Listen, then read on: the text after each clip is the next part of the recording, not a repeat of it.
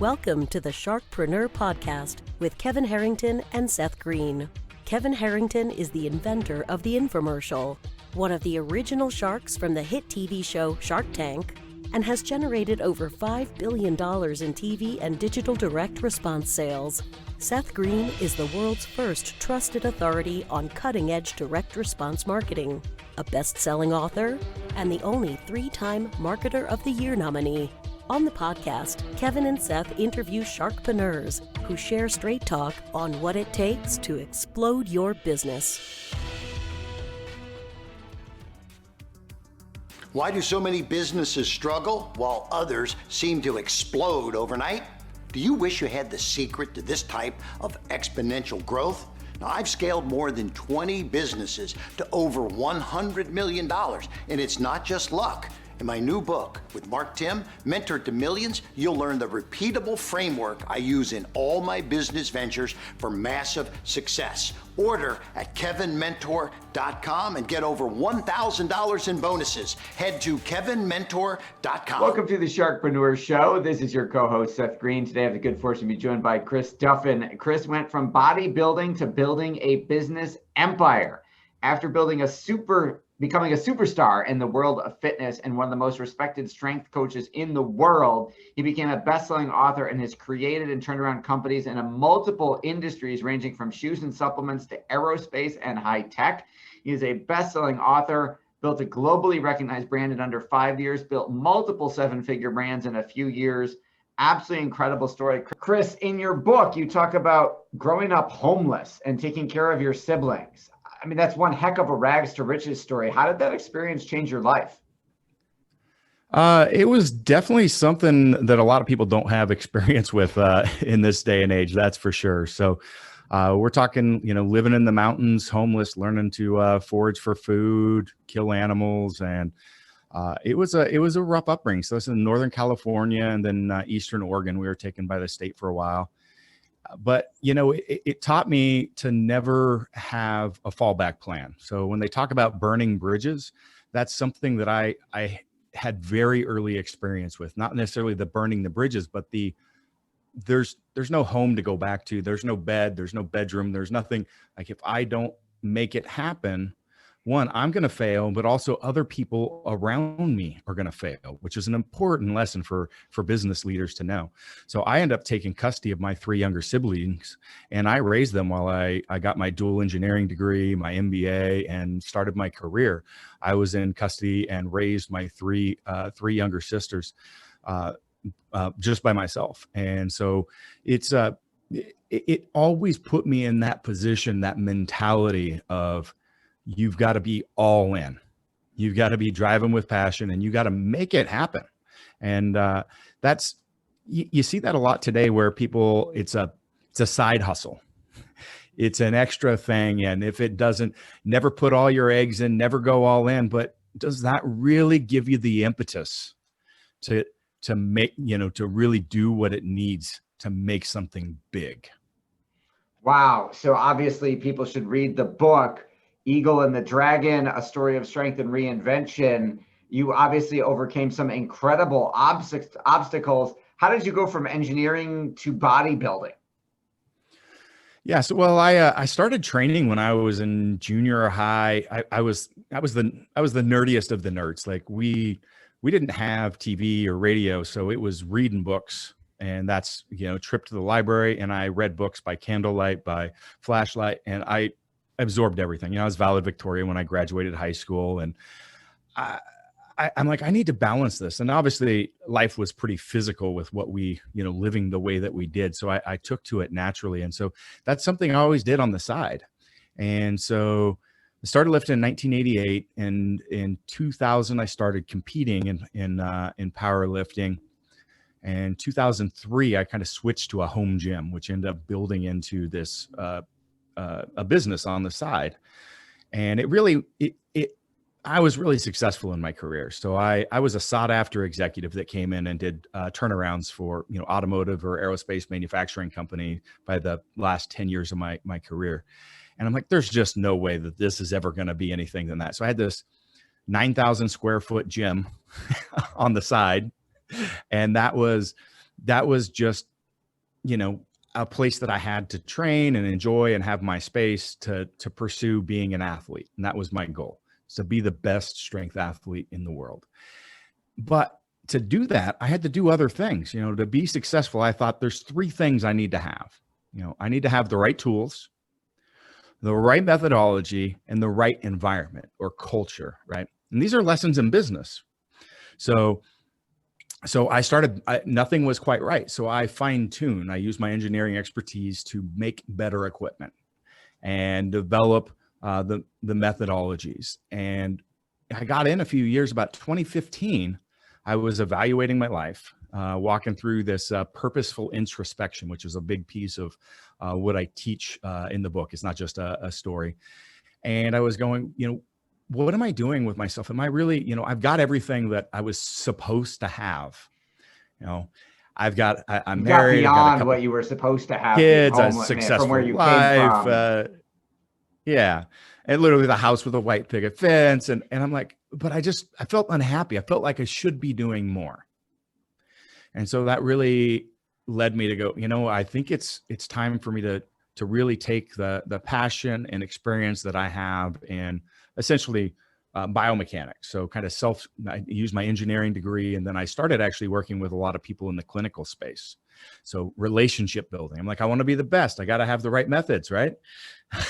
So I had the gym for the right environment, the right culture, but I just started using the skills I developed in the business world to put into place in my hobby. And I started getting to know like the best figures in specific fields. And then that started influencing my equipment design and other stuff. And I'm like, I can change the world. Like it's not world peace or, hunger in Africa, but I can get people out of pain and living a better quality of life. I can do this, and I can use everything that I've used in my garnered in my career to start this. And so I walked away from that career to chase this in 2015. And it's been a wild ride. I'll tell you that. That's an understatement. Now, you applied your engineering brain to engineering better equipment, better supplements, better things. Now, you've achieved so much success. Top professional athletes, celebrities like The Rock use your equipment. Talk about like the impact you've had on the sports and entertainment world and how the word got out and kind of how you keep evolving. Yeah, it's been really interesting because it's the main brand. I've got a couple companies, but Kabuki Strength, that's the logo you kind of see behind me here, was started in 2015, and it has become a globally recognized brand in the area that we do. And it's really unique because it spans both clinical space and rehab, all the way to professional sports, home gyms, all these sorts. So talk about like the impact. Like, I'm a strength athlete. I bench pressed and squatted and deadlifted. That's what I competed in, right? But my equipment is used by 90% of all professional sports teams in North America. So we're talking Major League Baseball. That's insane in terms of market penetration. That's pretty much a monopoly. Yeah. No, Major League Baseball, 3 teams don't use our stuff right now. And trust me, they will in the next year. I was going to say, you're going to get them. Yeah. You don't quit. We're in the Tour de France. We're used by lots of people in track and field for the Olympics. I said North America, so I was including, the NHL, the hockey as well. The list goes on. Colleges, every major D1 school, if you follow sports, they use our stuff. 600 plus more in addition to all the big names. And that metric was like, that's over a year old. So I have no idea actually where it's technically at right now. And now we're penetrating like, big figures. You mentioned The Rock. If you go on his page, or Lindsey Vonn, who's doing the Under Armour stuff, look what they're using. That squat bar they're using with his logo on it. That's ours. He's got 8 of them, I believe, at this point. LeBron, the rest of the starting line, they use the stuff, for the Lakers, but they also have it in their home gyms. Thor from Game of Thrones. There's a whole, like I said, there's a whole lot of celebrities starting to use in the LA area. So it's been crazy to grow that fast. But the reason we have is it's authentic. Like, it's not gimmicky. We're created something real and is validated by, again, these experts. So I talked about relationship building. Well, that's also authority building, right? So if those people are backing what I'm doing, and I've got the leading, spine biomechanist, the most well-known physical therapist, one of the best orthopedic surgeons, kinesiology, head strength coaches for these major teams, like all of them saying, hey, I'm here, I back this stuff. Because in part, I used a lot of their philosophy as well in development of these items. And so it's really helped me with my knowledge. But now I've got the backing of both the sports performance world side, which was myself and the initial like large strength athletes base that started using my stuff, to the clinical populations and the scientific research populations, all starting to, all these other avenues all pointing and behind it. And then it's being passionate, like myself and everybody in our company, like we really believe that we can have a positive impact on people in the world. Like, this is something, we don't hire people to have a job. This is what we're doing in the world. Would you like to be part of this? And so we have this crazy culture, but it creates, like, when you're passionate and you go sit there. My first meeting with Major League Baseball, I'm getting to your question here slowly, circling around it. I'm fascinated. We'll go in and meet with the LA Dodgers. We've got a great relationship with them, and go through and show them the equipment. I spend like 3.5 hours, and I actually had another appointment after. I'm like, hey, I got to go. My partner's going to stay here and continue working with them. And the head strength coach is like, hey, Chris, let me walk you to the door. And he was walking up. He's like, I just want you to know, most people don't even get in to see us. And if they do, they get 15 minutes. He's like, I just pulled my entire staff, because while we were talking, he kept grabbing more. Next thing you know, I've got the whole staff there, because they're like, wow, this is fascinating stuff. And the next day we had introductions to 3 more MLB teams. And then after that, because they recognize, everybody in any industry, people move around, right? We've all been in the work environment, and you worked with somebody here, and then it just, their network grows. Yes. So if you take the time and just those key relationships you have, it's not quantity. So our penetration wasn't happened through quantity. It's like the depth of every one of those single relationships, and really building and showing people what you can do, the passion that you have for it. And if they see that, they're going to give you those next steps, and same thing. That's how I built like that presence in the scientific backing side of things. Same thing. I show up at a seminar. Yeah, my name was known, but I didn't ask for anything special. I paid for it. I attended like everybody else. I engaged in some conversations on the side. And next thing you know, we develop a relationship, talking about their stuff back and forth. And next thing you know, I'm speaking with them, and at other seminars, and it keeps going. And too many people try to, I'm kind of on a tangent here, but this is a bit of a rant of mine, because I get these messages like on LinkedIn all the time. Hey, I want to make a real connection. I want to, right. It's trying to get married on the first date. Can I swear on this? Bullshit. Like that's not a real connection. That's not real networking. Right. There's no relationship of trust, confidence at all. Speaking of relationships, I mean, your business empire keeps expanding. How do you balance that with your personal life, being a husband and a dad? Yeah. So that is very key to me. And that is something that when I set on this journey, I'm like, I don't want to compromise what's happening with my family life. And actually I want to take it I want to improve it, because at the time I was in too many different areas. I had my personal hobbies, I had my family, I had competitive athletes athletics that I trained for. I had a gym that I ran, and then I was a high performance executive. I'm like, this isn't working. And the kids are getting older. They're going to be getting in sports. Like something has to give. And so that was part of also that introspection process. And I know this won't work for most people, but for me, it was, I need to cut something out. And so it was really, the extraneous career had to go, so that everything that I did with my work was also those side passions, those loves, those other things to help create time and space in my life. So if I lift, that's part of my job. I do that during my workday. if I, if I'm involved with the sport or characters that I am and traveling to do that, that's part of my job. And so it actually creates more time for me, more flexibility as well.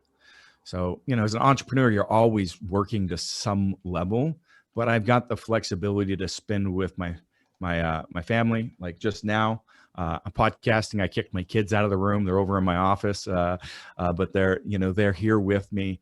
And so it's important to understand that all the time. And so what I'm trying to do and the things that I really enjoy is focusing on that long-term vision, the changes in the markets, what we're anticipating, and how these things tie in with my overlaying philosophy that I'm trying to accomplish. So there's so many projects and things I turn down all the time. People take great ideas to me and I'm like, that's a great idea. They're like, will you make it? I'm like, no, it's probably going to do well in the market. Well, why won't you? It doesn't fit what I'm trying to do. Okay. So you got to be able to say no. You've got to be able to fit those things, into your life as well. And so that's, I don't know how to explain that the best, but I have created more time in my life for my family by pursuing these. And that's what I said, the long-term vision and those other things. I have presidents and CEOs for each of the companies. I don't take an operating role. I can't be the one that the business has to rely on for day-to-day operations and functions. And people are often surprised by this because they'll contact me about, hey, can you do and help me with this? And I'm like, I don't even know how, man. like what? I'm like, you need to talk to the marketing department. You need to talk to the CEO. You need to I'll direct them to whatever the resource is, but they expect hey, I'm a marketing person. I want to talk. I'm like, talking to me is pointless. I'm not involved with it. On the peripheral, I am. So to me, it's focusing on being more of a consultant in the type of roles that I run. And that these are all small, minor things, but they really add up to a thing that is very, very important for me. That is awesome. I love that. That is great advice. You refer to yourself different. You don't call yourself CEO. I mean, I know you have CEOs, but you call yourself the Chief Visionary Officer, CVO. Exactly.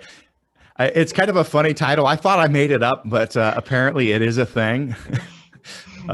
But yeah, I call myself CVO, Chief Visionary Officer, and it's kind of hokey, but it fits the bill. Everybody that knows me and knows what I do, they're like, yeah, that's what you do. So that is awesome. You're always expanding. You're always developing something new. What's next for you? What are you going to do next as an entrepreneur?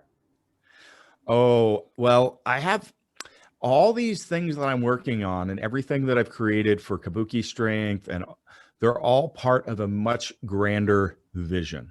So that's why I said I turned down lots of things because what I'm trying to do is massive. And I'll just say that when I'm done, I will have changed the face of strength training as well as clinical practice and how those two interact together.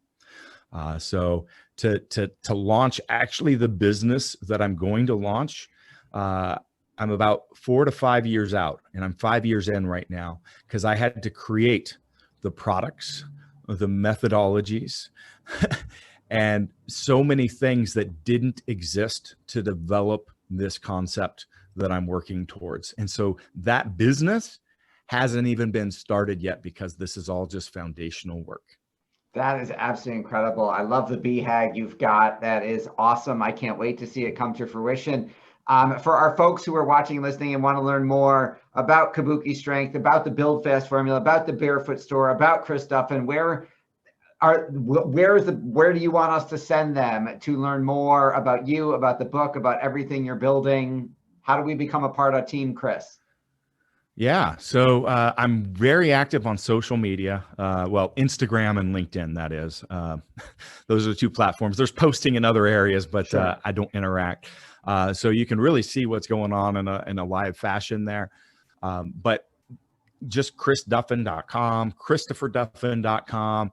You just type Chris Duffin in Google or in any social media platform, and I will pop up. Guaranteed is the number one lead in probably the next 20 pages or so. Now, but the main website does have links to Kabuki Strength, to Barefoot Shoes, to Build Fast Formula, to my book. And there's actually you can download a free Audible copy of my book if through that account. If you don't have an Audible link, it's a really great program, that and one other book. So I always encourage people to do that. That's all on my homepage, but you can also just find them individually under just typing those names. I mean, it's the internet. It's not hard. Our stuff's very easy to find. And then I've got a new company that will be launching before the end of the year. You're the first podcast to hear about it, but it's Kratos Fly Fitness, Kratos. So that'll be a really new method around inertia-based flywheel training systems, kind of an all-encompassing machine. So we've got some proprietary technology that is going to change up that industry that's launching here shortly. So again, you can find all this stuff on my my website or on social media. So Instagram handle is mad_scientist_Duffin. But again, you just type in my name, it'll pop up, or any of the company names. Our stuff's easy to find. Awesome. This has been Seth Greene with Sharkpreneur with Chris Duffin. Chris, thanks so much for joining us. Been a pleasure, Seth. Really appreciate it. Thanks everybody for watching or listening, and we'll talk to you next time. Do you need money to fund your idea, product, or service?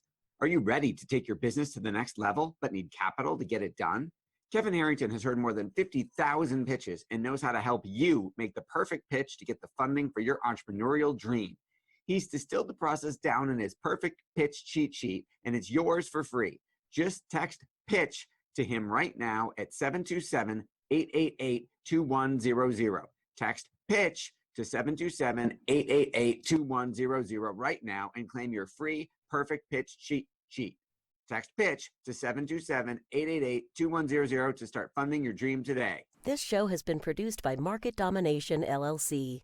To discover how you can have your own show completely done for you and turn it into a real published book and become the authority in your marketplace, go to www.marketdominationllc.com/podcast offer.